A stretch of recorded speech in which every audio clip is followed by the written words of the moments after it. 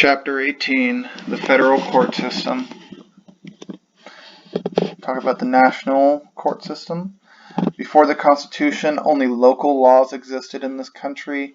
Laws could be very different in different states. For number one, you can even think of like slavery, massive change from state to state. Congress then decided to create inferior courts, which are lower federal courts. So you will have a court that takes care of the job of multiple states at a time. So if you don't like the law in Massachusetts or Nebraska or Florida, you can take it to a regional level to a lower federal court. Their jurisdiction is determined by their cases. Sometimes they have a specified district, sometimes they actually have very specific laws that they deal with. So there might be copyright court or military court. So they know exactly what they are supposed to determine cases on. So, for example, these are all the district courts of the United States.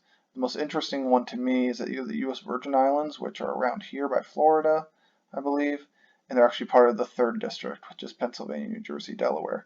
But Nebraska has a somewhat strange district because we have all these states here, and then we have Missouri, Arkansas, where almost Arkansas should maybe be part of the green, but I digress.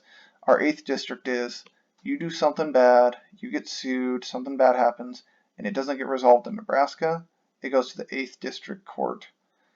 You will have the 8th District Court and you'll have the 8th District Court of Appeals. So if you don't even like what the 8th District says, you can appeal to them. If it doesn't work at appeals, you can go all the way to D.C. at the U.S. Supreme Court. There are federal courts. There's a D.C. Court, which is only Washington, D.C. You have Supreme Court, Armed Forces, Contracts, Federal Claims, International Trade, Tax Courts, and Veterans Claims. There's a lot of ways to go to court in this country. A lot of them can end up going to the federal level.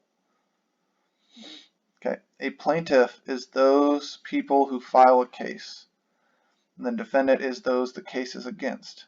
So if you sue a company, it will be X student, whatever. So use the example of me. So it would be Mr. Pierce is suing random company X for not getting him his product on time, or he gave him a broken product, so they're suing. So the plaintiff is the person who sues, or the person who asks for the case, and the defendant is the one the case is against. So if you look at those inferior courts, these district courts take 300,000 cases a year. They take a lot of stuff. Our court system is very complex. Okay, each state usually has at least one district court. It can be appealed to a higher regional court, but many things are taken up at the district court level. The types of cases you will see: criminal cases, where someone breaks a federal law, it will go to a federal court. A civil dispute is not so much a criminal affair, but maybe you're suing someone. It's usually a business related thing. Okay. And I apologize for going a little bit too quick. There are many different courts, so you can go to all these different courts. And then you can go all the way up to armed forces courts, courts of appeals, which there's only 12 of them. And there's also appeals for a federal circuit. So if you have like trade disputes, veteran claims, all that stuff. All these things, eventually, if they keep getting more and more problems in them, they all go to the United States Supreme Court. That's why they all determine everything, and as 1/3 of the government, Supreme Court members are actually very powerful. Okay. So let's talk about the Supreme Court. There's a thing called judicial review, which means the Supreme Court makes the final decision whether something is constitutional or not. They are the ones who determine the law. If they say it's one thing, you can't change it at the lower level. However, the Supreme Court can change its decision with a new court. So our country used to say that segregation was okay. And then later on, we had Brown v. Board of Education said, actually, that was incorrect. It should be unconstitutional. You'll have things like Roe v. Wade, which was said that abortion should be constitutional. If you had enough conservative justices with Donald Trump, they could actually say, actually, we've looked at it over the last 50 years, it should be unconstitutional again. Okay. I can't show YouTube videos through this recorder, so please try to take a look at that. Okay, writ of certiorari is a formal review of a lower court ruling. you write a certiorari or a writ of certiorari, and that is what is presented to the Supreme Court. So you're telling the Supreme Court, hey, I want you to look at this because I think they all got it wrong, and I want you to tell me or tell the whole country what we should do. Okay? Anybody can ask for one. Anyone can actually write one, as long as you speak good enough legalese where you can send something to the Supreme Court.